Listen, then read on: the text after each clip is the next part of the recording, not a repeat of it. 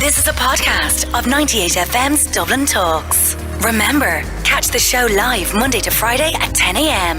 98FM's Dublin Talks with Adrian Kennedy. 98FM. Lorraine, you're on Dublin's 98FM. Hi, Lorraine. How are you? I'm good, thanks. I'm grand. I just wanted to ring in there just regarding my dad, who's regularly in and out of hospitals with, he has cancer ongoing, and he was very unwell there a couple of months back, and the doctor told us to go up to A&E, so up we went to the matter, and we went in through triage, and then we went into the main waiting area, and it was just absolutely astounding what was going on. Give me an example of some of the things you witnessed. Well, I sat there and there was a man beside us. My dad, it was potential heart attack, and the guy, there was a lovely man sitting beside us as well, and he was the same, a potential heart attack, and he was sitting with his daughter. And my dad's 79, this man I'd say was about roughly the same. Opposite us, we had a girl who was sitting absolutely off her trolley on I don't know what, and she was sitting with vomit all over herself. She'd gone and got herself a wheelchair to sit in, because there was no seats, and she was sitting there covered in vomit, and they were bringing her down. She was eating the sandwiches in the middle of vomiting. They were bringing her down, stuff, everybody was looking, and then there was a guy beside her who had slashed his wrists. He was off his head on drink or drugs, and he was shouting and roaring. What fascinated me was there was a security guard within, a couple of feet of us, who was obviously paid to sit there and watch the A&E department. Security guard at the end of the corridor, likewise, was paid by a company to look after the security, and another guy down just to the left of us. There was three people who were obviously paid full time just to sit and watch and be paid to watch the shenanigans that was going on. We eventually got out of that area, and I was told, oh my God, I was up and down. We were 19 hours there anyway, not even a cup of tea. We eventually saw a doctor after 19 hours, and my dad was having a potential heart attack, and he actually incidentally did.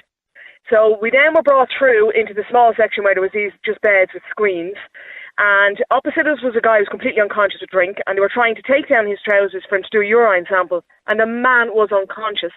He was about 20 odd. There was a guy left who had overdosed. He was to the left of him.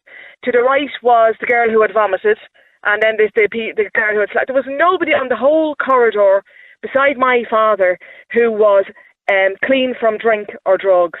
Wow. And I was just like, my dad worked all through the 80s and paid big taxes as an absolute gentleman, and my dad was terrified. They had to section another guy who was off his head on drugs, a young Nigerian guy. He was running up and down the A&E. They called the guards must have been about 20 guards in and out within 19 hours, in and out to all these people. They're obviously being paid by the government to come in to try and control these people. And this guy then, they were trying to get a shrink to come and see him, a psychiatrist in the middle of it, couldn't get one. He then burst in through my dad's cubicle, and on top of us, myself, my sister, and my dad. And we were terrified. They told us after 19 hours my dad would be admitted, but we had to go. I cried with my sister in the car park in the matter, leaving my dad, an absolute gentleman in the middle of all those scum. You see, on the one hand, this is where what I was going to deal with. On the one hand, obviously, you shouldn't have to put up with that. Your father shouldn't have to put up with that.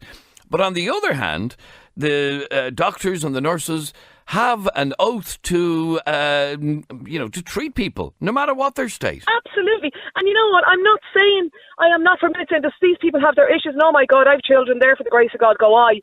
These people are obviously there because their issues have escalated from whatever and need to be looked after, but it's not the environment in on top of other people. I mean, do me a favour, Lorraine. Stay there for 1 second if you can, please.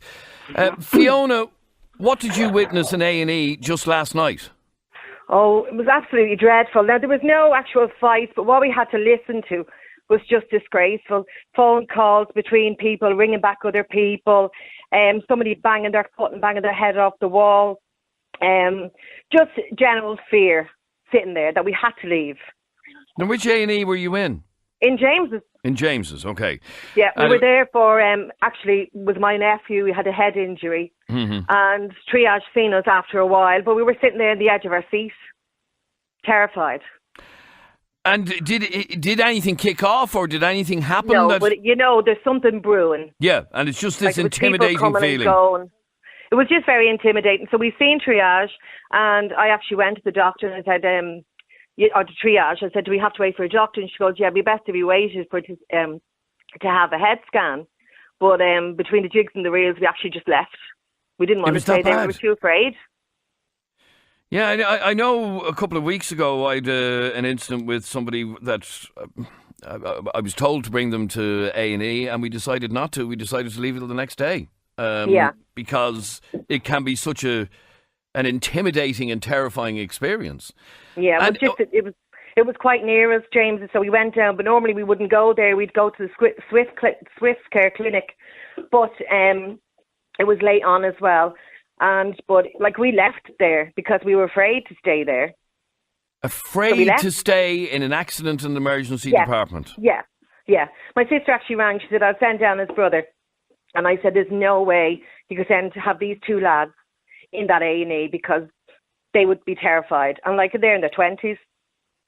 And they would be terrified. Even just sitting there, it was like, oh my God, don't look this way. Don't turn that way. Don't make eye contact with that person.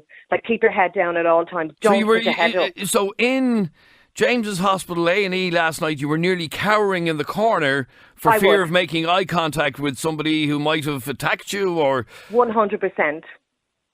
Is that you being melodramatic, or is that no? I've been there before, and I've been there before myself, and I waited for 12 hours for something. And when I was sitting there on my own. I told nobody to come down with me. I was okay, I could do it on my own. And this guy was actually headbutting me from behind. And I was afraid to turn around. I was terrified. He was banging his head into my head. My God. And I was actually afraid to turn around. Only if there was an older couple beside me said, no, that can't continue. They were afraid to say something. So we just moved seats. But when we moved seats, he went on to say, effing this and you effing that and you effing this for moving seats. And like I said, I think everybody listening to us right now has witnessed something like that, or has felt they don't want to go to A&E for the crap that they're going to have to put up with. What can you do, though, Fiona? I think there should be a separate section, separate section, because these people seem to be coming in, and I don't actually see anything physically wrong with them. We were there, physically wrong with something wrong with my nephew. Do you know what I mean? He was bleeding, so we were there. But these people, I can't see what there's actually wrong with them. They're coming in.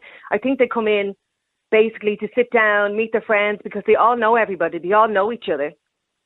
So they're obviously coming in long going basis. It does feel on occasion that it's like a drop-in centre for some people. All right. Anyway, everyone all right today? I hope so. I haven't seen him yet. Right. I think he's actually after going down to the doctors to speak to the doctor instead. Our own local doctor. Fingers crossed. Listen, thank you very much. Thanks, Fiona. This is a podcast of 98FM's Dublin Talks. Remember, catch the show live Monday to Friday at 10 a.m. 98FM's Dublin Talks with Adrian Kennedy. 98